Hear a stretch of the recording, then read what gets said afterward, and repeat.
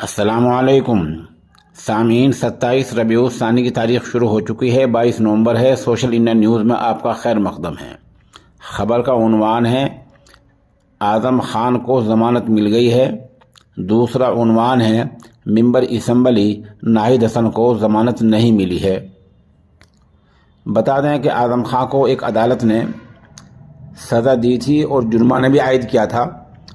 आज़म खान साहब ने उसी मामले को सेशन कोर्ट में चुनौती दी थी। सेशन कोर्ट ने उनको पहले अबूरी ज़मानत दी थी, आज उनको ज़मानत दे दी है और 50,000 रुपये का मुचलका भरवाया है और 50,000 रुपये के 2 ज़मानती लिए हैं।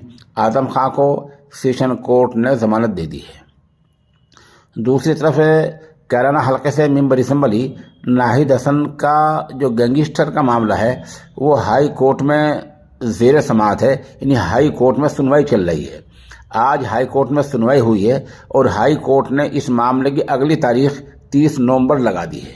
आपको बता दें कि नाहिद हसन को अमानत में खयानत वाले मामले में सुप्रीम कोर्ट पिछले महीने ज़मानत दे चुका है, लेकिन अभी गैंगस्टर का मामला बाकी है। इसमें आज हाई कोर्ट में सुनवाई हुई है और इसकी तारीख अगली 30 नवंबर लगी है। इस तरह हम कह सकते हैं कि आज़म खान को ज़मानत मिल गई है और नाहिद हसन को ज़मानत नहीं मिली।